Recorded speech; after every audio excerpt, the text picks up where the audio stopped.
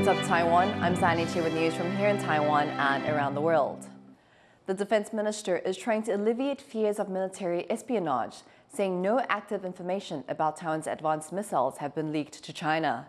That's after a retired officer was investigated for stealing state and military secrets. Hsiung reports. This is the Hsiung Feng 3 anti-ship missile, one of Taiwan's most advanced domestically made weapons. But now, sensitive information about its use and deployment could have been leaked to China. On Wednesday, Taiwan's defense ministry confirmed a former Air Force officer surnamed Shi was recruited by China after retiring in 2008. He then persuaded an active duty air traffic controller to leak classified information. Both men were paid a combined total of just over $45,000. The case is still ongoing, but 3 people have already been indicted. 这个案子是政战局在112年1月接获官兵检举以后，那么通报国安局统合宪兵指挥部实施专案调查。那么在案件发现之初，就采取了管控措施来降低损害。Shi allegedly took advantage of the U.S.'s close defense ties with Taiwan. He's accused of pretending to be affiliated with an American think tank in order to convince service members to share intelligence. He was released on a $3,000 bail last week, and the air traffic controller is still held in detention.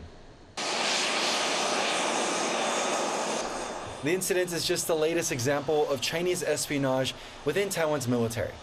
Numbers from Taiwan's National Security Bureau show that 9 people were charged with suspicion of espionage from 2001 to 2009.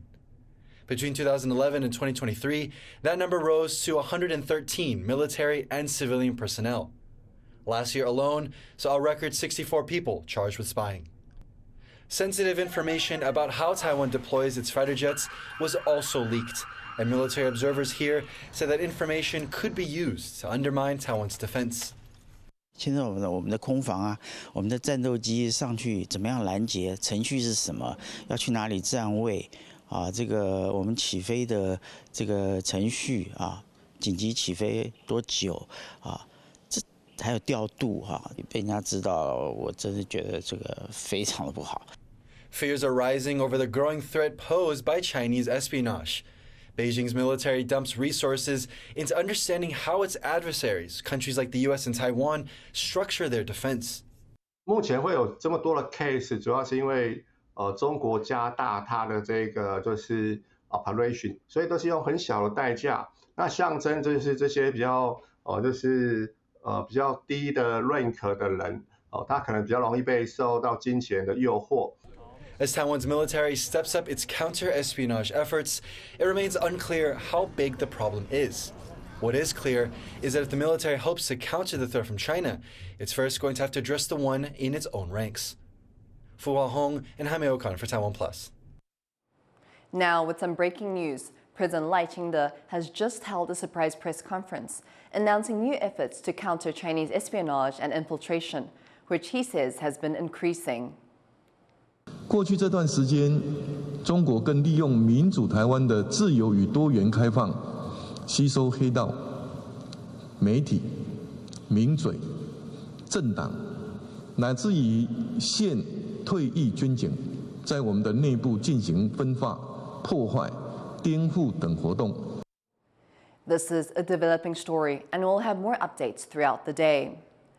Labor rights groups are blowing the whistle on what they say are dangerous conditions at a Taiwanese factory in Indonesia. They say electronics maker Pegatron has ignored their calls to improve safety. John Van Triest reports. Labor activists say another Taiwanese factory abroad is violating workers' rights, exposing them to dangerous chemicals and making them work in unsafe buildings. Electronics maker Pegatron has been in Indonesia's Batam Island since 2019, employing over 7,000 people. And according to these labor activists, those 7,000 have been put in situations they did not sign up for. One worker at the Indonesia plant is joining here today via video link and says they're regularly exposed to chemicals they don't really know much about. A 20-minute video and a safety quiz are about all the safety training he says they have, and their protective wear doesn't go much beyond ordinary masks.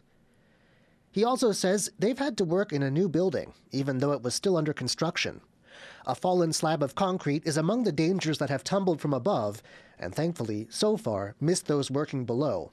But people have been hurt. Worker Dedi Casita says one of his colleagues lost a finger and was simply not rehired at the end of their contract. And these activists worry many more, maybe up to 80% of the workforce, could be hurt in less obvious ways in the long term.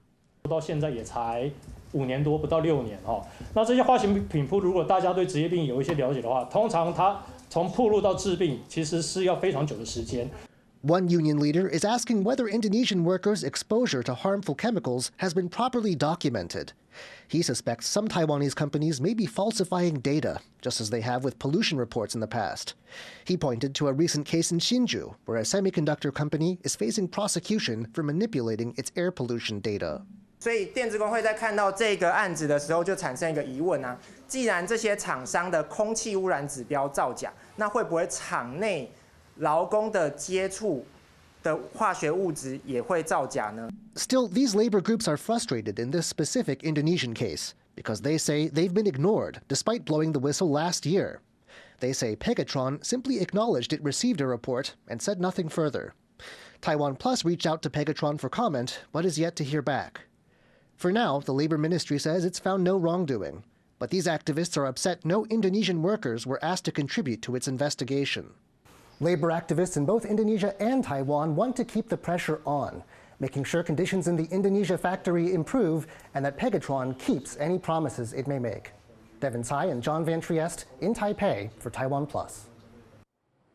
A global trade war is ramping up, with US President Donald Trump now threatening more tariffs on the European Union, after the bloc said they would retaliate against his latest measures. As Rick Loud reports, Trump's tariffs are raising recession fears in the US and shaking long-established international relations. A stark warning from Europe, the latest place to feel the impact of US President Donald Trump's tariffs. Established certainties about the international order have been upended. Some alliances have become strained, while others have drawn closer. We have seen political decisions that would have been just unthinkable a few years ago, a few months ago, a few weeks ago, just to see them overturned the following day. So the level of uncertainty we are facing is exceptionally high. Trump's trade war is escalating. His blanket tariffs on steel and aluminium imports, the first to hit Europe, were met with retaliatory measures from the European Union, which Trump has promised to respond to with, yes, more tariffs. And as you know, we're going to be doing reciprocal tariffs. So whatever they charge us, we're charging them. Nobody can complain about that. Whatever it is, it doesn't even matter what it is. If they charge us 25 or 20% or 10% or 2% or 200%, then that's what we're charging them. Levies on imports are becoming a signature of Trump's second presidency, designed to correct what he says are trade imbalances and to reignite domestic industry. He's hit longtime allies like Canada and established adversaries like China, both of which are keeping up pace in this tit-for-tat trade war. 我想重申的是，中美经贸关系是相互的、对等的。如果选择合作，可以实现互利共赢；如果一味施压，中国必将坚决反制。 The situation has rattled global financial markets and prompted warnings that more tariffs will push up prices for US consumers. I think one of the biggest effects we see from tariffs at this very moment is just the uncertainty. So we had this big collapse in stock market prices in the United States. We hear from business leaders postponing investments because they simply do not know what will be the conditions under which the products they build with these investments will be traded. And this is not just an effect of the tariffs itself, which are detrimental to the US economy and the world economy, but it's also just an effect of Trump changing his mind about tariffs every single day. Foreign ministers from 7 of the world's major democracies are gathering in Canada. An awkward G7 meeting as old allegiances and established economic ties fray in the face of Trump's bold America First gamble. Alex Chen and Rick Lowett for TaiwanPlus. US chipmaker Intel has a new CEO. Industry veteran Lip-Bu Tan will head the embattled company at the center of rumors about a takeover. For more on TAN and Intel's future, Alec MacDonald spoke to Bob O'Donnell from Technalysis Research. Bob, I want to start off asking, what do we know about Intel's new CEO, Lip Bhutan? So Lip Bhutan is a semiconductor industry veteran. So he was been on the board of Intel for several years, but one of his most prominent roles was he was the CEO of Cadence. Now, Cadence is a company that creates tools that are used to design chips. So the beauty of that, and the reason why I think he's a really good match for Intel, is this means he understands both the chip manufacturing side, which of course being the foundry side of the business, as well as the chip design side, which is the product side of the business. So in my mind, what he brings to the job is a great deal of knowledge and understanding of Intel, B, a huge amount of industry experience and connections, and C, knowledge of the critical areas that Intel, I think, is going to continue to move forward in. So in my mind, this should get rid of some of the questions of like, oh, are they going to sell off the foundry or what are they going to do? I think he's going to continue to focus on both of those things. One of the interesting things is that he was previously on the board of Intel, but he left last year over disagreements with the direction of the company. And now he's coming back as the CEO. So what does this say about the direction that Intel is heading? There's been a lot of debate about exactly what the board was trying to achieve, and then the conflicts, of course, that they ended up having with Gelsinger.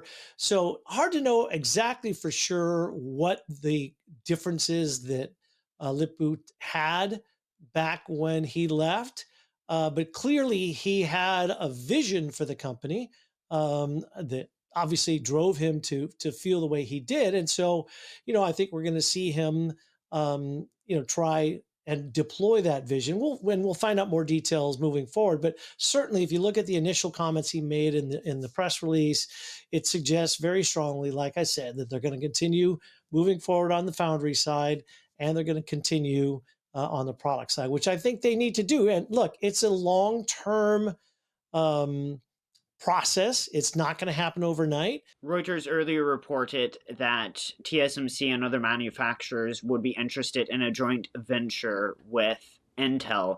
So with that in mind, then what you just said about Intel's future, do you think that reported deal might still be on the table, or are we looking at that as probably no longer an option?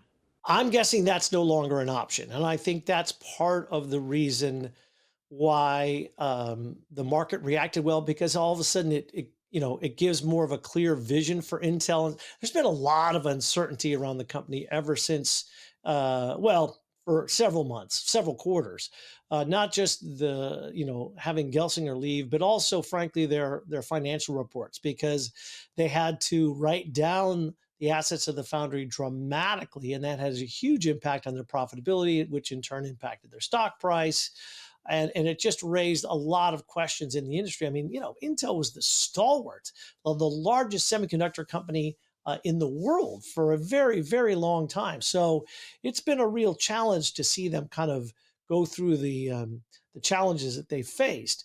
But I believe that with this move, we're going to see discussions around JVs and other things go away. Still a lot of questions about what's going to happen with the CHIPS Act here in the U.S., and hopefully that isn't impacted, but that's yet another factor that may come into play. And frankly, another factor that may have influenced Lip-Bu to come back or not. I mean, all of these things are all going on simultaneously. That was Bob O'Donnell from Technalysis Research. Thank you for watching What's Up Taiwan. You can visit the TaiwanPlus website or follow our social media for more stories from Taiwan and around the world. Finally today, take a look at this baby dancing lemur, cuddling its parents and playing at a zoo in the UK. I'm Sandy Chi. Take care and see you next time.